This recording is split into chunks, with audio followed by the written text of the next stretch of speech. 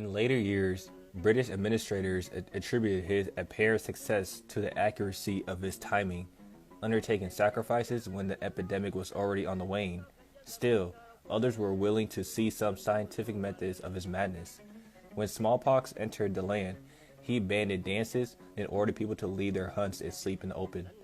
There was meat available from daily sacrifices, so the extra food strengthened their resistance, and with the avoidance of normal crowded conditions, the smallpox smoldered out. Ngundeng's effort to do appeared to have helped limit the spread of rinderpest among the Nuer. 10 years later, the Lo were observed to have large herds of healthy cattle. Whether Ngundeng controlled these two epidemics by chance or by shrewd observation is besides the point. He is remembered as being successful, and his success is attributed to his spiritual strength of Deng. The memory of his success has certainly grown within time. In the presence of diseases and warfare in the modern Lo society is frequently explained by references to the demise of Ngundeng and Gwek, and to the destruction of the mound shrine they built and maintained. Ngundeng is most famous for building a large earth mound at his central shrine. He called it his bie, or his paldul, two words which modern Los associate only with Ngundeng's mound and for which they offer no other meaning. Bie, in fact, meaning the tip of the horn. Though concealed in the shape and resembling both Nilotic cattle biers in the tombs of northern Sudanese Muslim saints, it was called a pyramid by British officials, and its significance to the Lo or to Ngundeng was never investigated or explained. There was already a tradition of large fixed shrines in the Upper Nile region, and Ngundeng's mound continued that tradition. Just as other shrines were political as well as religious centers, so Ngundeng's mound demonstrated a shift in the political center of the Ngundeng immigrants. In building it, Ngundeng drew explicitly on the symbolism of Puom Awel and Luang Deng. The first bie Ngundeng built was in Welbil on Kur Waku. It was a small mound variously called a bie Luang Deng and Puom Longar. Weebel itself was renamed Wee Deng, the place of Deng. This small mound was also surmounted by a fisher spear, which Ngundeng took with him when he left Jikane. After the Battle of Pading, Ngundeng returned to Juet and proposed that the Lo move from there to Weebel, where there was more water. The Lo, remembering the natural disaster of the Bumjak campaign, refused. So Ngundeng remained at Juet and also began to build another mound there. Some say, apparently incorrectly, bearing the Dinka spears captured at Pading inside it. At that time, the Lo were unenthusiastic about the labor involving in building a large shrine. Juet is near the southern frontier of Lo country, close to the Dinka, but not to other Lo. Ngundeng persuaded a Rumjok man, Gaimut, to exchange villages with him, and Ngundeng moved to Keji, a village in the center of Lo country, in Gun territory, but within sight of the first Mur settlement. Ngundeng moved because he wanted to be a central location, accessible to all people. The move to Keji, also renamed as Weedang, came well after the end of the main migration phase of the Lo. They continued to expand the frontier of their territory, but they refused to contemplate another large-scale migration. Weedang placed Ngundeng within reach of all the different territorial segments of the Lo. It also placed him near to the Jikane while keeping him in touch with the Dinka. It represented the physical center of the new Nuer community east of Kur Fuluth.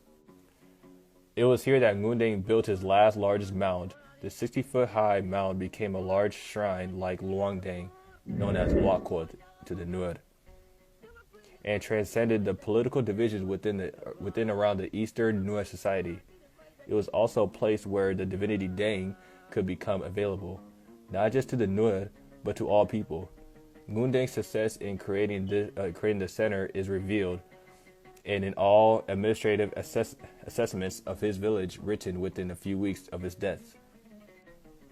The building went through different phases, beginning with the preparation of huts and collection of grain for the workforce, laying the foundation with local labor and adding the height with labor from the other Nur groups.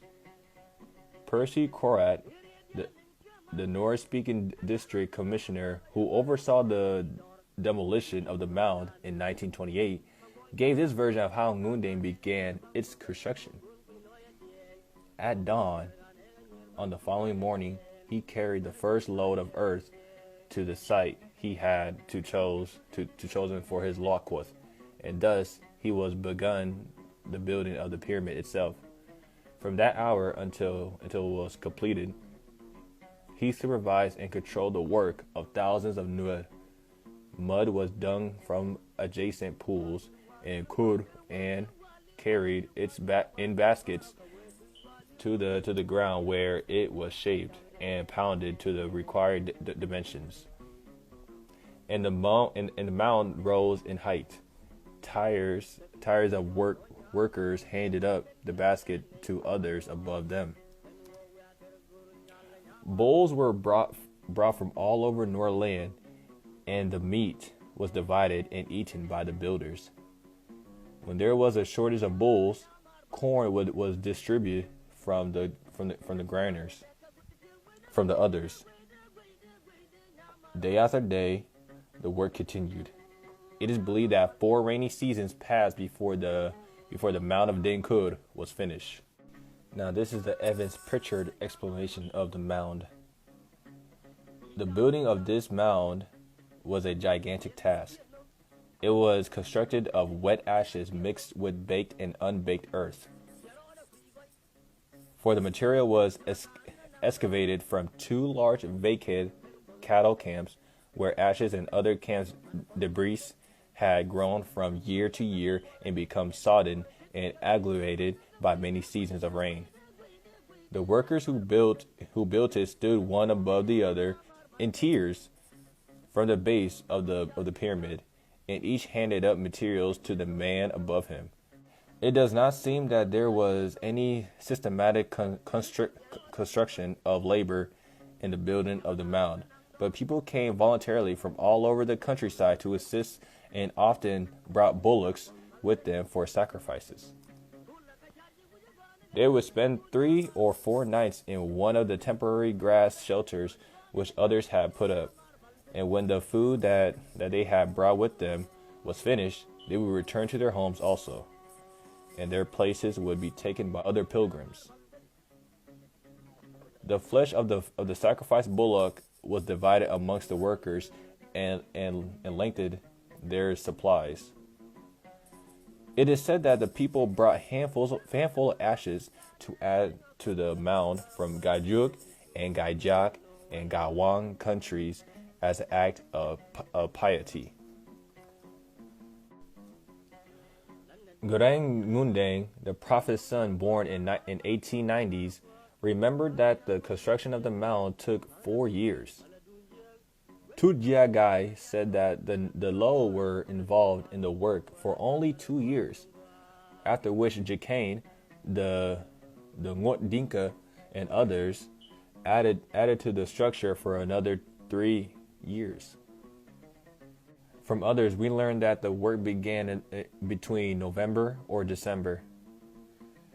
After the second harvest and at the beginning of the dry season, the base of the mound was made from the trunks and branches of trees cut from wood, which covered the site. Ashes were brought from as far away as Jikane to put on top. Ngundeng asked people to come, but did not force them. They came willingly because they believed in his divinity and wanted his blessing. Workers were fed in part from their own provision, and in part from a large plantation which Ngundeng cultivated for a considerable distance around the site. Ngundeng maintained this plantation covering a square mile or more for a rest of his life. A number of songs referred to the building of the mound. There are references in these songs to Ngundeng's seizures, fits, and his appeal to many peoples. The Lo will not recognize each other. They'll be so mad, and perhaps they will forget their quarrels. Those who feared outsiders will find strength and life at the mound. It is, or is proclaimed to be, a profound change. The mound was estimated in 1917 to be some 50 feet high with a diameter of about 100 feet, which would give it a volume of 131,250 cubic feet. Each person who brought dirt brought only 10 cubic feet. Then some 13,000 people would have been involved in the fetching along. The gourds, pots, and baskets were used as containers, would have held only 1 or 2 cubic feet each. 13,000 workers must have taken as a reasonable minimum. The mound was frequently referred as a cattle lock or a cattle byre, and it did indeed contain a black and white animal of the configuration, which was placed and then covered with wood and ashes. Ox horns were found in the middle of the mound during the excavation to blow it up in 1928. Corey mentioned the sacrifice of a white bull, perhaps a misidentification, and numerous bones fragments can still be seen on the mound's surface. Ivory was brought to adorn the mound as well. A large fence of it surrounded the base, and six tusks, two facing the gun,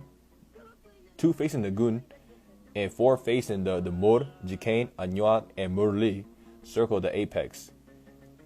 That the ivory was brought by many supplicants is implied in the first government reported on the mount in 1900, based on the heresy and giving that preserved twist to the evidence typically of so many governments accounted of the prophets.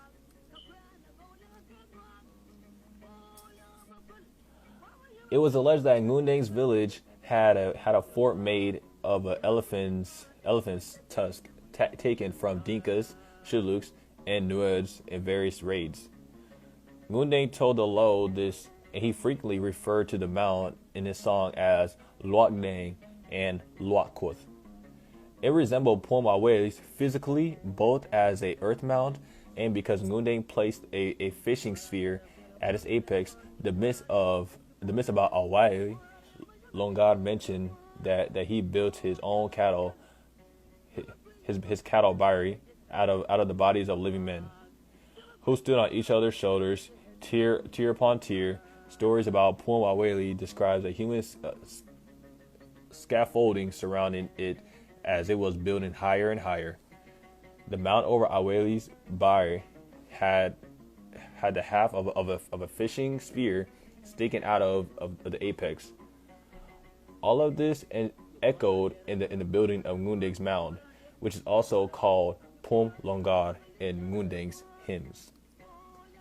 The imagery of Aweli stabbing the people with his fishing spear was deliberately invoked by Ngundeng's intimidation of Pom Aweli. Ngundeng Ngundeng explained in this way: It was put in because of this fishing sphere of Longar. The work that it does when Longar thrusts the sphere. The work that it does when Longar thrusts the fishing sphere down. All the people were finished by him.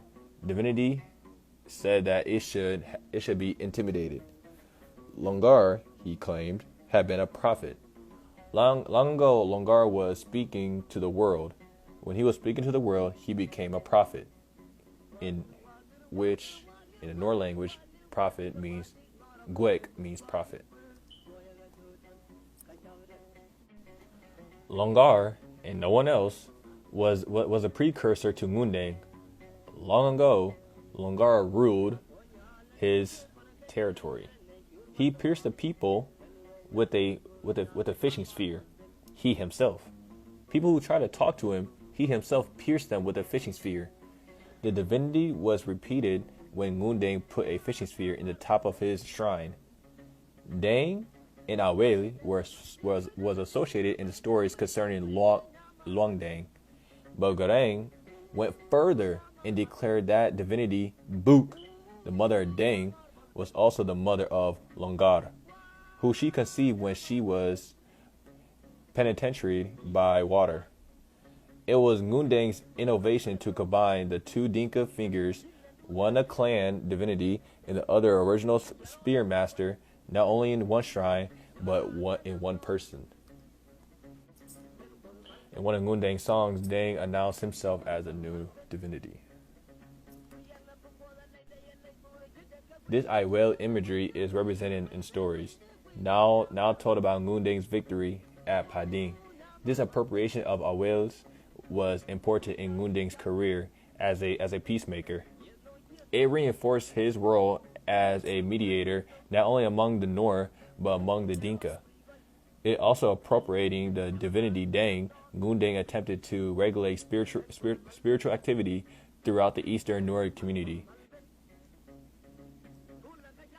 Ellis Pritchard published a hymn to Deng, originally taken down in Dinka by Godfrey Leonhardt in the early 1950s. In it, Deng warns, "A man avoiding Deng will find Deng in front. On the right, he will find Deng. On the left, he will find Deng. Behind him, he will find Deng." It is likely that some of Ngundeng's hymns to Deng were based on the Dinka songs sung at Luangdeng. Ngundeng is not known to have visited the shrine himself, but there was contact, and, at least the beginning of his career, he sent his cattle to the shrine. His ox name, Deng Kud, was conferred upon him by the caretaker of the day, Deng Angwer. In this way, the shrine recognized Ngundeng's autonomy. There was mutual co-optation between the old shrine and the new prophet. The new center of Deng was a transplant, not a rival. I hope this video was well informed and that the video carefully described the origins of Ngundeng's pyramid. Thank you for watching and stay tuned to the next video.